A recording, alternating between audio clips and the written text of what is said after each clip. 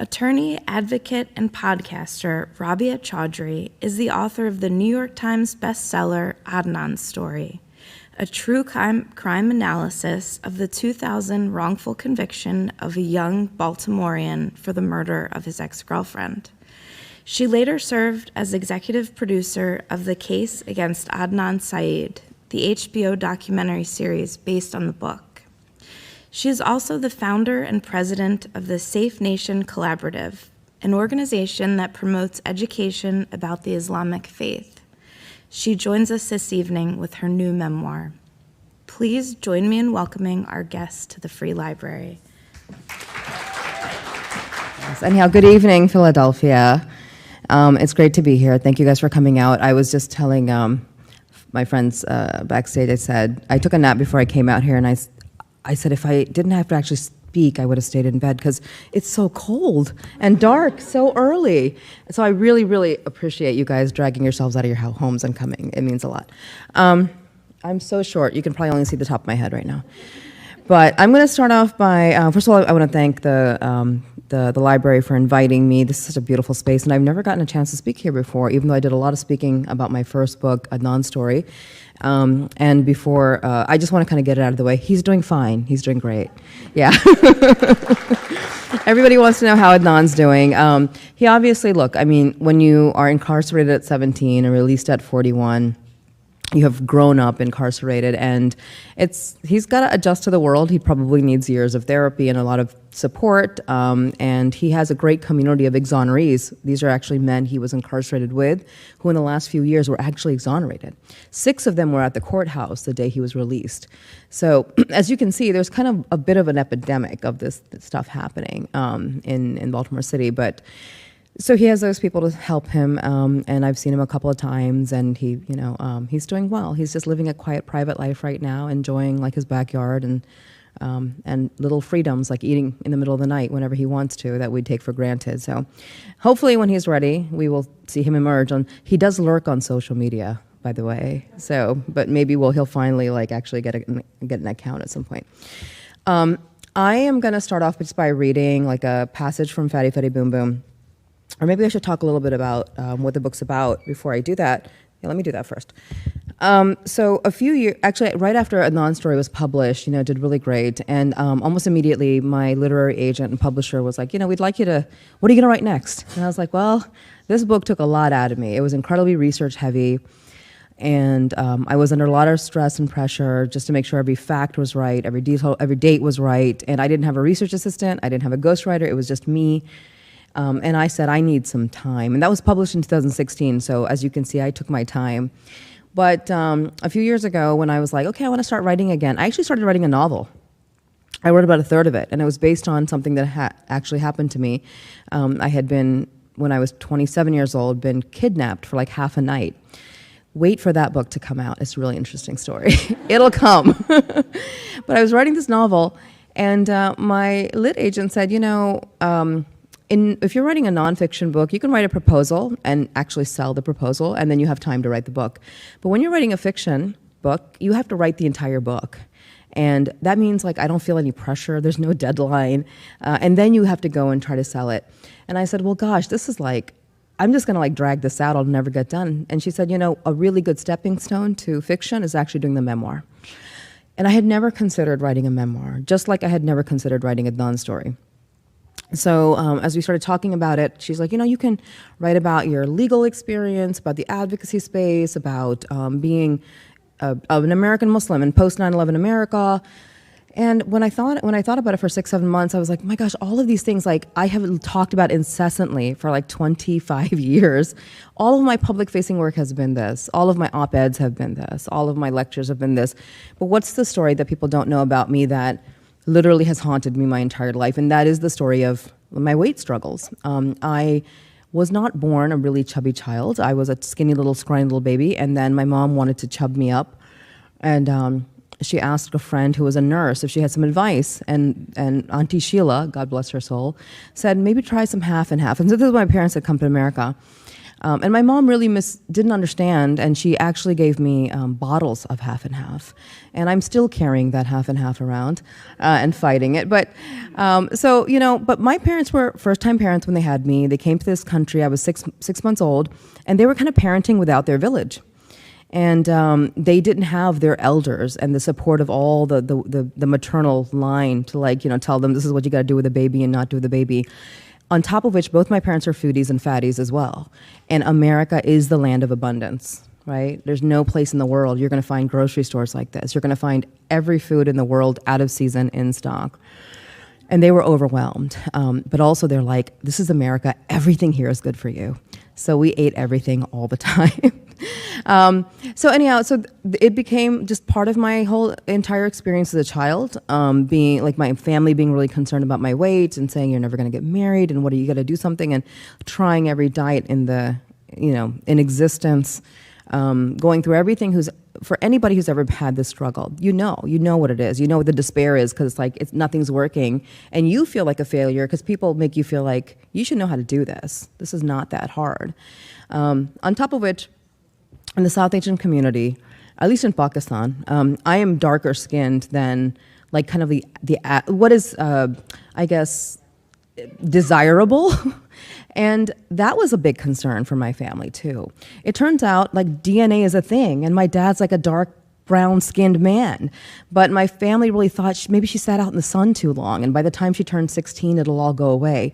But in the quest for that, there were lots of home remedies that I was to try. So I'm going to read a passage from around that time. So I think around 14, 15, maybe 15, 16 years old at this time. And this is page 147 of the book. And I'm going to read about one page back and forth. So I don't want to bore you for too long. And I refer to my parents as Ammi and Abu because that's how I refer to my parents. Ammi is my mother. So, and I refer to Lily in this passage, and Lily is my younger sister. She's 2 years younger than me. And all right, I'm going to get going. One day, Ammi pulled me into the bathroom I shared with Lily in the bottom level of our split foyer and popped open a Tupperware container. This, she said, is besan and turmeric. Just for the record, besan is ground chickpea flour, dried chickpea, you've ground it into flour. This, she said, is besan and turmeric. Back in the day, we didn't use fancy store-bought washes or soap on our face. The lather is bad for your skin. We used besan. The chickpea flour makes a perfect scrub, and the turmeric brightens the skin and prevents breakouts. It's an antiseptic. I watched as she took a handful of the dry yellow powder from the plastic tub and added a few drops of water from the faucet. Just mix it together. You want the paste to be thick. Rub in circles on your face and then wash off. Rubbing it in circles also helps remove all the little peach fuzz. Not long after, she started sharing what she read in Pakistani magazine beauty columns, suggesting tips she remembered from her aunts and cousins or from other aunties. Yogurt was great for the scalp, she advised. All the chemicals in the water in America were bad for your hair. See how hers had thinned out, she said. My hair may have been thick, but it was oily, and my scalp was dry like Abu's. We both suffered dandruff, but a weekly, vigorous oil scalp massage and conditioning with full-fat yogurt every time I washed my hair would keep my hair soft, strong, and shiny, and my scalp clean. She demonstrated how to do the scalp massage, heating a bit of olive oil in a bowl and then rubbing handfuls onto my scalp, which with such ferocity it felt like she was trying to set it on fire. She pulled and scraped with her strong fingers, rubbed the heel of her palm in circles, and dragged a comb over and over my follicles so hard I was sure my head was bleeding by the time she was done. I wasn't bleeding, though. The heat and rush I felt was the blood circulating through my scalp. That circulation was what would give me great hair and squelch the dandruff forever. Now that I knew how to do it, I was on my own. Squeeze a lemon in milk, she read to me from an Urdu column. When it splits, take the clumpy part and rub it on your face and let it dry. Then wash it and rub the lemon halves on your face to help lighten the skin. And rinse. Do this every day. I don't know what a mask is, she told me on another day, but it says here to mix honey and lemon and rose water and use it once a week as a face mask. You should try it. Our bathroom was turning into a pantry, filled with besan, yogurt, oil, lemons, and honey. Abu, on the other hand, was still working on the weight part. He had long ago given up trying to bribe me per pound and had moved on to trying to guide me by example. See, I now start all my meals by filling up on salad, and then I only eat half a roti. I didn't even have to try that hard, and I lost 20 pounds. Just touch your toes 100 times every day, he would tell me. It's the best exercise. Stand up, raise your hands above your head, and bend down and touch your toes. Do it as fast as possible, 100 times. You'll be winded, but it will totally flatten your stomach. Jumping rope is better, Ami interjected. I used to jump rope at your age, and I had to waste the span of a single hand. She bought me a hula hoop because some woman she worked with who had a tiny waist told her it was the best way to work off tummy fat. Finally, they decided they had to make a financial investment in my weight loss, though their budget could barely allow for it. They signed me up for Weight Watchers. Ami handed me some cash as we pulled up at a nondescript strip mall, pointing to a storefront that men and women, mostly women, all heavy, all older, were filing into. Go check in there, sign in, and give them the weekly fee. I'll be back in an hour. I got out of the car and dragged myself inside as she watched until the glass door closed behind me. Rows of folding chairs were set up and about 30 people sat scattered around. There wasn't a single kid in the room. It was all grown-ups. I am an auntie too now, I thought. I handed over the 20 Ami had given me to a woman who signed me in, handed me $2 and change, and gave me a folder of materials. I have a vague recollection of some slides being shown and then the people in the room talking about the kind of week they'd have, mostly about their failures and cravings and self-doubts. Finally, there was a weigh-in. I had no idea we would be weighed in front of everyone, and I froze until I realized that while we would get on a scale in front of the group, there would be no calling out of the number. Instead, a woman standing with a binder was the only person to see the weight. She would then write it down in her black book, preserved forever like a diary of shame. I removed my shoes and got on the scale, 159 pounds. Okay, I'm going to stop right there. And take a glass. One of the things I did do in this book is, at different points in my life, I note that this is how much I weigh. And while that doesn't seem like a big deal, I literally have never revealed that to anybody, including my husband. I remember every time, I have 3 children, and each time I had a baby, when I'd be admitted to the hospital, in the middle of delivery pains, sometimes with complications, like in my 3rd pregnancy, all I could think about was that chart hanging next to the bed and wondering, is my husband going to pick that up and see how much I weigh? Like, I didn't want him to know, as if he couldn't see me.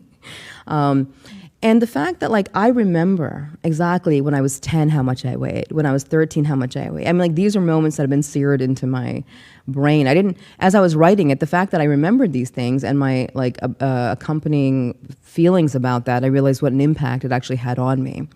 I do want to say this because I think it's important. I wrote this book mostly in the spirit of, it's actually quite a lighthearted book. I know you're all sitting there feeling very sorry for, like, 15-year-old Rabia. But I stopped going to Weight Watchers very quickly after that, and I totally conned my parents out of their money every week. But they had no idea. But the truth is, you know, my parents and my whole family, including, you're going to meet all kinds of crazy uncles and aunts in here and other relatives who I love dearly, and I think they love me dearly.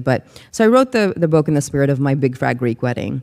When I watched that movie, it resonated with me so much because I'm like, that's the immigrant family that I grew up with. It's the immigrant family that says absolutely atrocious things in the spirit of love because they love you. They're not malicious.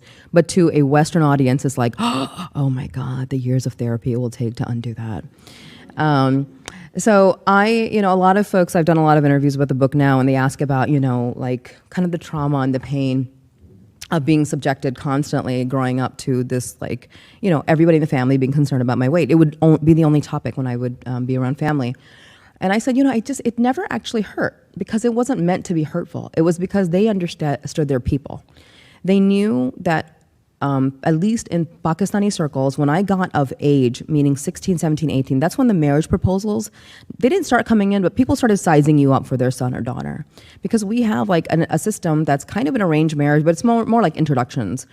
But they are not going to introduce their son to a girl who is overweight. And sometimes they won't introduce their son to a girl who is darker than acceptable. And my family knew that. And for them, it didn't matter how educated I was or accomplished I was. If I couldn't get married, they would have failed in their lives. They couldn't literally not die in peace if I wasn't able to get married. And that's true for whether you have a son or daughter. It's really just a cultural thing. So that movie, My Big Fat Greek Wedding, really resonated with me. I totally got it. That's not to say that there weren't times when it was malicious. My first marriage was an abusive marriage. And when my ex-husband and his family, which I lived with 10 in-laws for 5 years, when they said these things, it was malicious and it was hurtful and they meant it to be, and I felt it like that. So it was a very different experience. And those were the years where actually finally started internalizing the stuff and actually hating myself. I really didn't. Up until then, like people, my family would say something and I'm like, whatever, I'm fine. It's not that bad. They love me. They're just messing with me. But in my early 20s when I first got married, that changed very quickly. And one of the interesting things about writing this book is I don't generally journal. This was like journaling after the fact for me. And I was able to connect the dots of why in certain times of my life, like in the times of my life when I'm the heaviest and I'm the sickest, like what's actually happening around me environmentally. Like it was all external. But in that moment, you don't realize that. You don't realize that it is like the atmosphere you're living in, the like hateful climate around you, you know, the insecurity that's built through like an abusive partner or family or other, you know, maybe friends who can be mean, whatever, that kind of like really drives a lot of despair and self-loathing. I started eating in secret in those years and hiding it. And my ex-mother-in-law couldn't figure out, how come you keep putting on weight? You never eat with us. It also helped me understand my mother, who to this day, and she's 75, only eats in secret. She has never eaten with us our entire lives. And it wasn't until I realized why I was doing it when I was doing it that I realized that I understood my mother better, because we actually always thought she doesn't like hanging out with her own children and husband, right? But now as an adult, and as I look back, I realized there's a story there. There's a reason that she ended up eating late at night. You know, there's some kind of shame or trauma that's connected to that. And it gave me a lot more empathy for her. So I was asked about every time I got together with friends, and I know a lot of us experience this, like all the women I know, all they ever want to talk about is food and also losing weight at the same time. So when I wrote this proposal, there was a little bit of confusion from the editor. She's like, is this like you're talking about like the struggle to lose weight, but also you have recipes in here and you're describing food like it's, you know, the most luscious way? And I said, yeah, that makes total sense to me. That's how people think. Every human being, I don't care what size you are, likes to eat and is entitled to good, abundant food. Nobody should be deprived or shamed, no matter what size you are, right, for enjoying food. And I said, this is not a weight loss book, and it's not a cookbook, but it's just my journey on these issues. And so I've included recipes in there. There's no way to divorce the weight loss journey from the foods I was surrounded by. And it took a long time for me to realize, and I think for America in general to realize, that so much of what we were eating, processed foods, are really bad for you. I remember, like for years, only eating diet foods that were completely processed and packaged. They could probably sit on a shelf for like 10 years and be fine.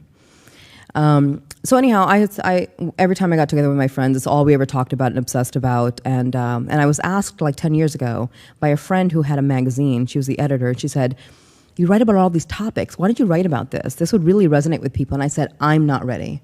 I could never do that. I could never expose that part of me. And I wasn't, because I was still trying to understand my body. I still didn't know what it responded to. I still wasn't comfortable with it. When cereal exploded, it was a nightmare for me, because suddenly everybody wanted to take my picture. And they wanted to take pictures with me. And then they wanted to put them on social media and tag me and ask me to retweet them or whatever. And I was like, untag, I'm gonna keep scrolling. I didn't see that picture because I couldn't bear to look at myself. And also during the time that Serial, the podcast, aired, I had so much stress, I gained 25 pounds in those like 3 months. And I was just deeply uncomfortable with myself. I felt a lot of self-loathing at the time, but publicly people were like, this is amazing, she's doing so well, all this success. And then the HBO series happens, all these things. But privately I was like, I'm a failure, I'm a failure, I'm a failure. I can't even get my body to do what I want it to do. You feel like you're completely out of control. So 3 years ago, when we were talking about doing a memoir, I realized I had gotten, some things in my life had changed. I had gotten therapy, thank God. Everybody get therapy, please. I had gotten therapy, and I had discovered strength training.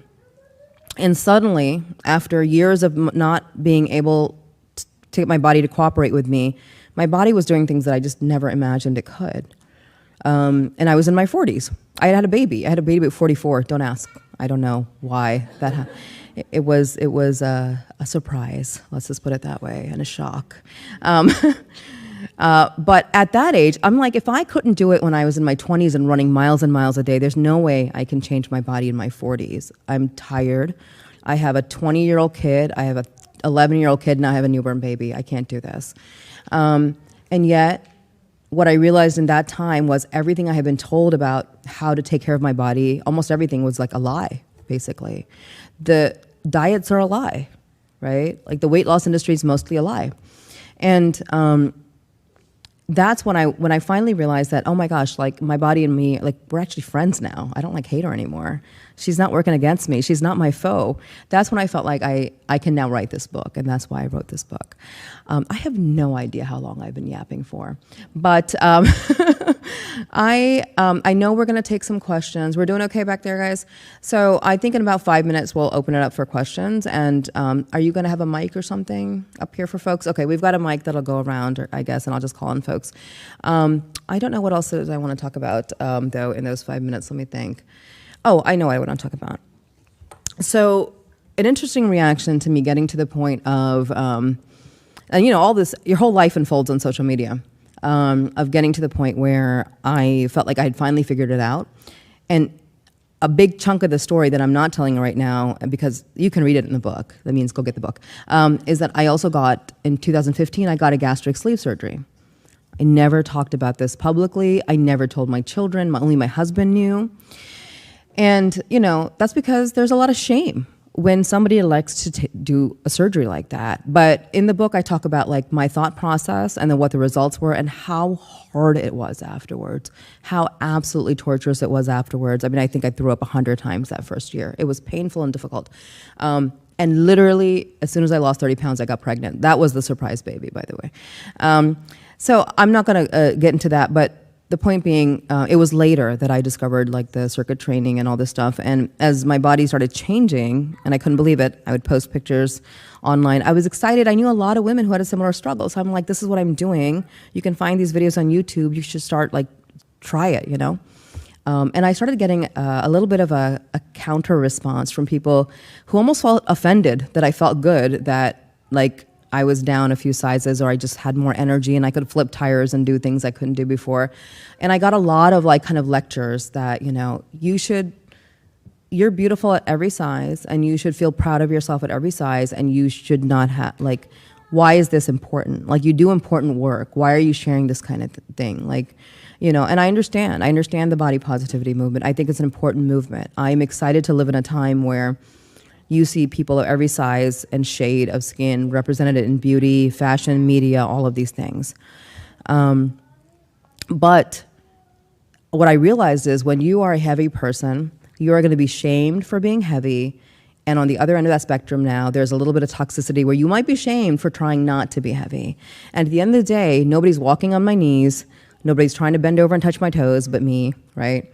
Nobody's dealing with health issues that I might have to deal with. And I decided that I can either, you know, respond to all this criticism or worry about what people think, whether I'm on this end of the scale or that end. And I'm just not going to please anybody. And it doesn't matter. I only have to please myself. So I wanted to talk a little bit about that. I do address that in the back. Lastly, I'm going to say the recipes are at the end of the book, but even if you're not a cook, that's fine. My editor is not a foodie and doesn't cook. And she's like, I don't know why we need recipes. And I said, I can tweet a picture of chai and I'll get 800 requests for the recipe. I'm like, there's no way. And I have cooked for years, decades, and people have asked me for recipes constantly. I said, there's no way I'm writing a book about food, fat, and family without recipes, because I think my readers will kill me. But each recipe has stories, and they're great stories, so please at least read the stories. First of all, congratulations for getting healthy. Yeah. I think, you know, that's an important message. And this is a little political, but are you aware that Larry Krasner, they're trying to impeach him? Yeah. You are? Okay. That's fine. So the question's about Larry Krasner. You want me to tell folks kind of who he is? So Larry Krasner, you're all from Philadelphia. I keep forgetting where I'm at. Yeah, you guys know who Larry Krasner. I am aware they're trying to impeach him. And but the truth is this. My life this year has been a fever dream.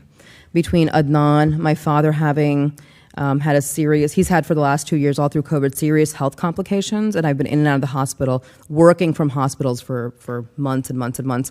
I haven't kept on top of exactly what's happening. I don't know the details, so I can't really comment on it. I do know that when Larry Krasner was running, I supported his run. I interviewed him on our podcast, and I really think that people who want to make changes in the criminal justice system don't understand how incredibly powerful this one position is. You can change the system in your jurisdiction by just changing that one person at the top of it. So I don't know the details, I'll be honest. In Baltimore, we've got a state's attorney, the woman who helped exonerate Adnan, and 12 other men before him in the last few years under federal indictment. So, I mean, look, I just don't know, and I'm not commenting on that either because I don't know the details of it. But I'm going to keep an eye on it, and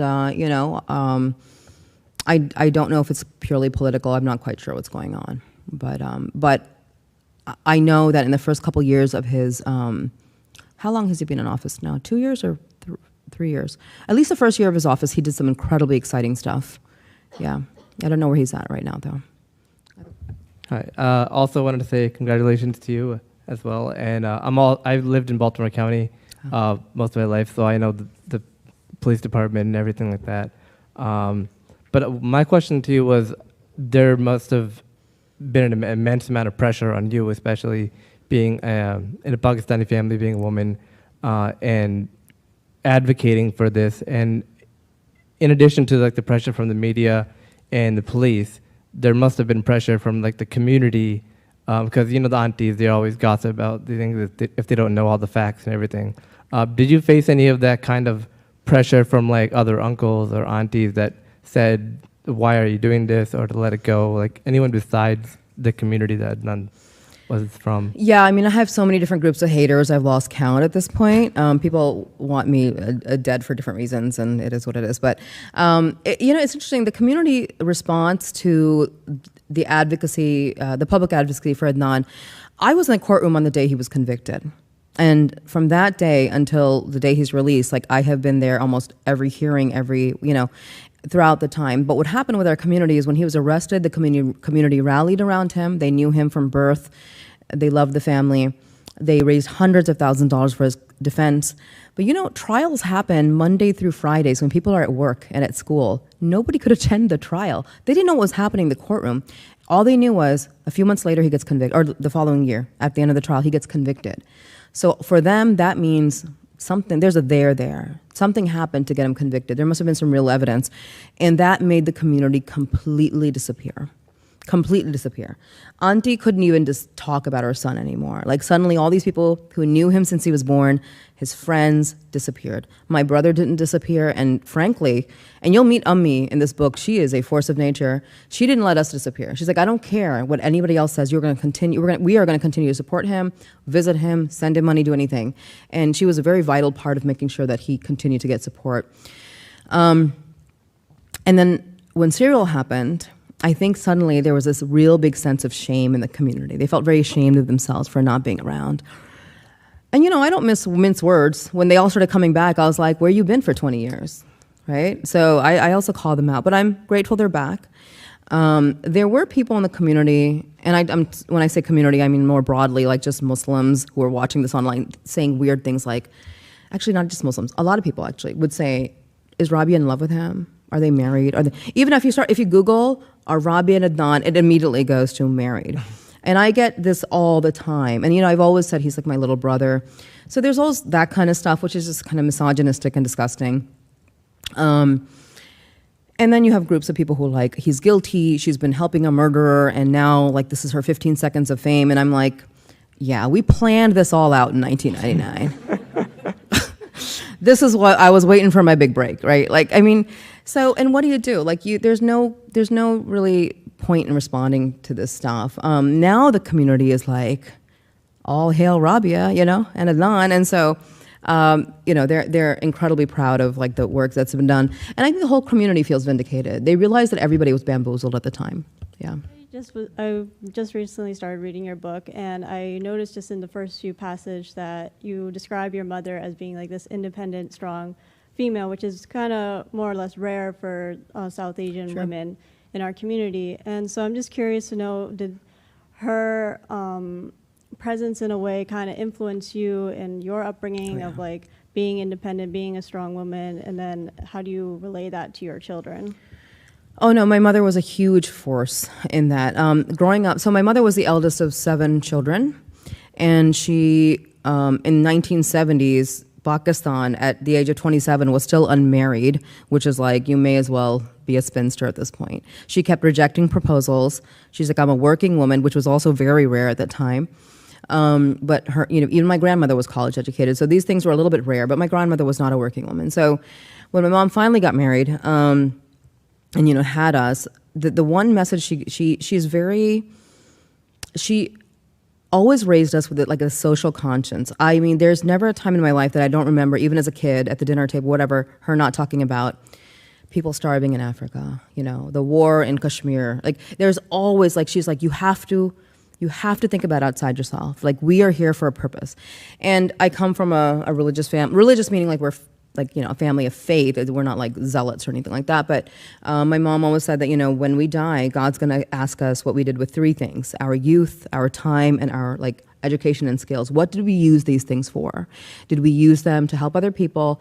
So, this is like, it was like literally we were just fed this as a daily diet. So I have always felt like a real sense of like responsibility and accountability, that if I don't use like whatever assets, skills, resources I have to try to make a difference, then what am I going to say when I when I transition to the other side? What am I going to say to God? So yeah, she's a big part of it. Yeah, but I will say this: my parents wanted me to be. I'm actually a failed medical student. I'm a failed doctor. They wanted me to be a doctor, and when I said I'm going to law school, they were devastated because in Pakistan, the social and the professional stature of lawyers is like literally bottom rung. They call them liars back home. And but it took many years, and actually maybe Adnan getting released for them finally saying, okay, I guess it was worth it. It paid off. Yeah. Hello? Hi. Oh, hi. I have a quick question, piggyback on the first question. What's the connection between you and Larry Krasner? What's the connection between me and Larry Krasner? Yeah, like why did that question even? Oh, I was asked about, do I know that he's being impeached? And I said, I know that, but I don't know the details of it. But when Larry Krasner was running, he was running on a platform and progressive policies that I really, truly supported. And I supported his run. And I asked our listeners, undisclosed listeners in Philadelphia, to please support, or to support him. Got it. I just worry I missed some part of serial. No. Okay. I've literally spoke to him at that time. I don't think we've ever communicated since. However, the Undisclosed team worked on multiple innocence cases out of Philadelphia, and his department was very cooperative on those cases.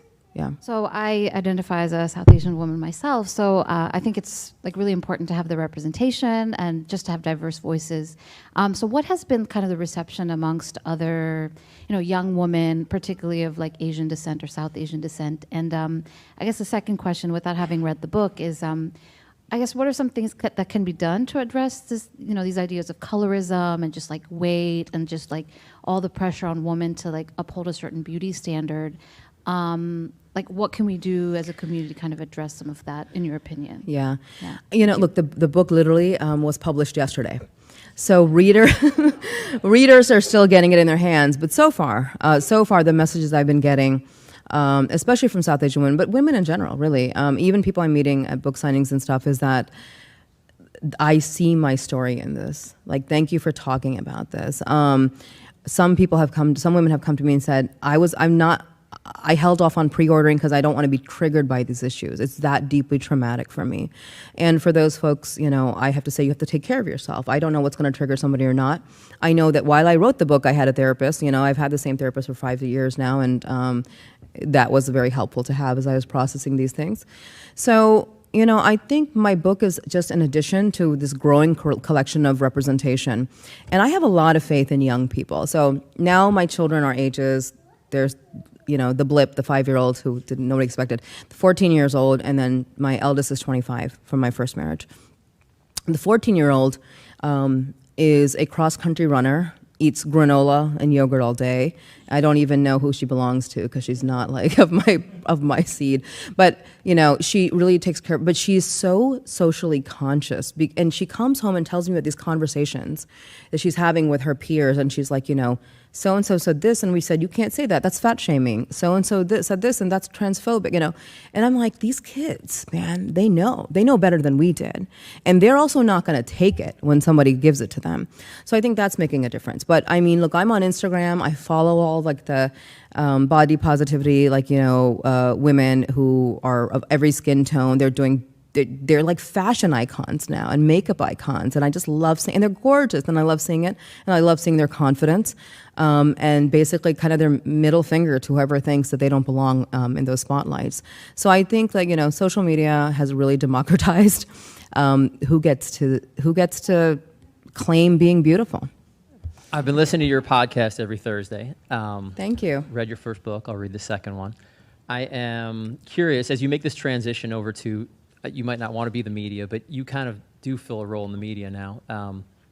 Do you see, I know you were pretty tough on Sarah for not following up in Serial. I listened to your podcast on Scott Peterson. Pretty strongly disagree with you on some of the stuff in there. Do you feel any responsibility if you found out that you made some mistakes in that podcast, and I think you made a bunch? Do you feel a responsibility to go back and correct that the way that you wish Sarah would have? 100%. But there's a big difference between what we're doing, and he's talking about a new podcast that I launched just a couple months ago called Rabia and Ellen Solve the Case. It's a 1-hour recap of a case. It's fun, but also my co-host is a Broadway actor and comedian. This is not Serial or Undisclosed, where you have a real serious investigative vibe, and we have put in 2.5 years worth of investigative work. We spend like a week researching a case. We try to contact family, and then we go into things that, for example, the Scott Peterson case, which was our first case. For those of you who don't remember, literally like 25 years ago, Lacey Peterson disappeared on Christmas Eve, and her body was found, and she was like 8 months pregnant. Her body was found 3 months later in California, and her husband, Scott Peterson, was arrested for the murder and convicted, spent time on death row, now has an ongoing appeal. There was a media frenzy at the time to literally publicly lynch him. I don't care if Scott Peterson did it or didn't do it. The truth is he would never going to get a fair trial at the time. And I was part of that frenzy. I was like, yeah, Nancy Grace, you're right. That man needs to like fry him in front of my eyes. And that was completely wrong and uncalled for. There should not be a lynch mob outside the jailhouse on the day a person is arrested before they can even stand trial. It removes all presumption of innocence, and we don't work like that. But the second thing is, all I saw was what was in the media. I didn't know until now that what I have to do is get past all that stuff. Don't pay attention to what people are telling me happened. Go to the resource documents. So I did. I read autopsy reports, I read the police investigative reports, I read witness reports, and then I decided that I had made a grave mistake in being part of that bandwagon, and that I actually believe Scott Peterson's innocent. So this is like a 1-hour podcast. We went through you can't go through all of it. Right. If I were to actually examine Scott Peterson's case, I would spend over a year investigating it and maybe do a 10-part series on it. Like that would be the proper way. But I can't do that on this show. I apologized on the show to Scott Peterson and his family for being part of that frenzy, and I said that if they need assistance in his exoneration efforts, I'm happy to assist. So I'm waiting, and I'm open. I mean, this is not personal to me. I'm a nobody connected to that case. But if somebody brings me evidence that I haven't already considered, because believe me, all the evidence of people who believe that he's guilty, it's been sent to us. And we have gone through it, and for various reasons, it doesn't hold up. I'm open to it. There's no sweat off my back here. Yeah, I work in the innocence field in Philadelphia, so I think you and I would be lined up on a lot of things. Yeah. I think it's not. You aren't a nobody, though. You're so influential in this field. I'm a nobody as in terms of the case. But right. Anything that you touch has an impact now. You're probably one of the greatest. You're probably the greatest innocence, and you're totally charming. And that's I hope I don't come across in the wrong way. Really. Do you like my earrings? Yeah. But you know, if you declare, I'm concerned that it weakens some of the work that's being done in the innocence field because of and it's a great podcast, folks. It's entertaining, but I really don't think this guy is innocent. And when you put it out there in such a strong way, there are truly guilty people that are incarcerated right now. Sure. And I don't think that he's one of them. And so I just weigh that balance with you, and just to say, when you say something like that, you got some stuff wrong. You and I don't want to fight over this right here. There was some factual stuff. Listen, But you can find me online anytime. DM me. We will talk about this. You but blocked- you blocked I me. haven't found anything yet. I said you blocked me already. Oh. It takes a Oh, lot to it get doesn't. blocked. She's. You got a No, quick but I will trigger, say right? this. I will say this. During the week that episode aired, we had to block a lot of people because there were actually Facebook groups, and I know we are totally off topic. Buy my book, Fatty Fatty Boom Boom. We're totally off topic right now, but there was actually Facebook groups dedicated to the belief that Scott Peterson is guilty, and all efforts to exonerate him are like just, I don't know, evil people doing evil work or whatever. And they came after us hard. So after trying to respond for a day or so, I was like, I don't have time for this. My dad is dying and I have a book to launch. So I just started blocking. I couldn't deal with the noise. And it's very hard to know on social media who is a troll versus who is somebody who actually maybe is like a legitimate person with like a perspective and some experience to actually have an opinion that I want to like listen to on it. So, I'm happy you let me know who you are. I'll unblock you. All right. And we can talk. But here's the thing. I do want to respond to the fact that you're saying that I'm a public person. Listen, if I had that much power, of Undisclosed, we've helped bring home 13 defendants. We have thank you, 14 more. 14 more that we need to bring home. If we had that much power, they would all be home. But in every single case, you had to fight to the death, basically, to get these guys home. In Adnan's case, he's been exonerated. The charges have been dropped. And the Maryland Attorney General just 2 weeks ago still filed a pleading in the appellate court saying that for all these reasons we think he's guilty. We're still fighting. So I know you think maybe I have the power to maybe convince people. I don't have power to convince a court. That's the truth. So it's limited, but. Are the recipes in the Audible book? The Audible book. Brilliant question. Are the recipes in the Audible book? So if you get the Audible, you will be sent a PDF separately with the recipes in there. So you're not going to miss out on this. Yeah. Okay. Yeah. Thank you. And then I also was interested to know about Adnan's family. Is his mom doing okay? And I noticed on social media in one of the pictures that it seems maybe his older brother was there. And is he back in the family, or is he around? Yeah, so Adnan is the middle son of 3 sons, and his older brother, Tanvir, and they were just best buddies. They were very close. He was his protector, and when Adnan was arrested and then convicted, Tanvir really couldn't handle it. He just disappeared for years. The family didn't know. He just couldn't handle it. And so, yeah, he has come, but when you're estranged for 23 years, it's going to take family therapy to get over, you know what I mean? It takes a lot. There's a lot, layers and layers of pain and anger and resentment and all kinds of things. Interestingly enough, not really from Adnan. He's maybe the most non-judgmental person I've met in my life. I've never heard him say a bad word, even about the prosecutors in this case. I'm the one I'm almost cussing him out, but he's cool. He's just it's what happens is God's will. He's just very chill.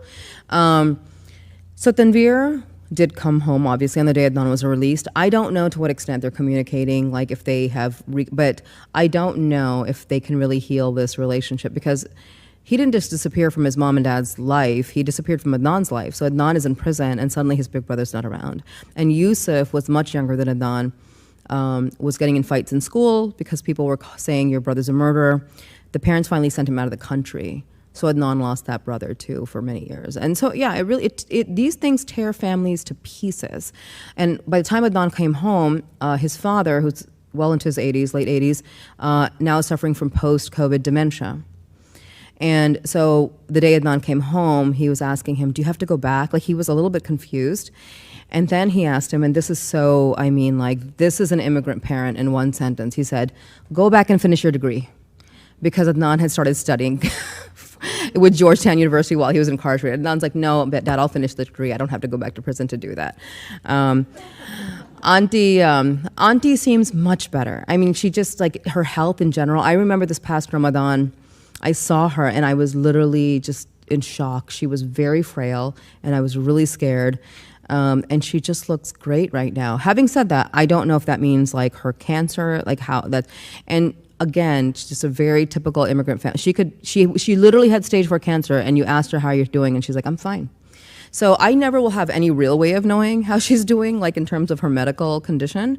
But on the surface, she seems to just, she's definitely put on weight. She's glowing. She seems happy, and her boy's home. So, but thank you for asking. I liked what you said about therapy, and that everyone should get it. And I'd also add that you have to find a good therapist. What's that? You have to find a good Sure, therapist. you do. It Yeah. makes a huge difference.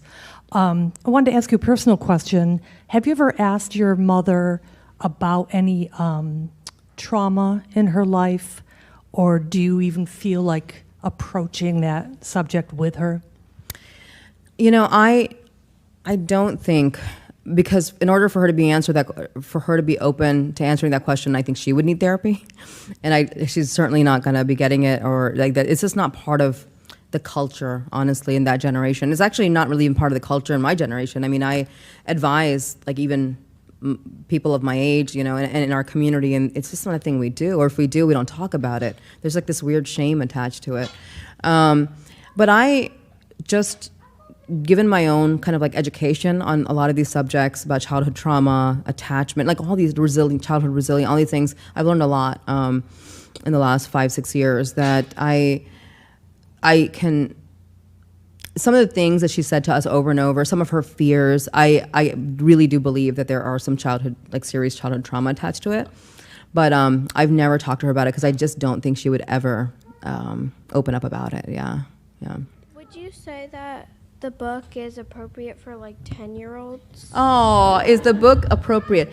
I'm thinking about one line with a bad word in it. Maybe you could read it with your mom.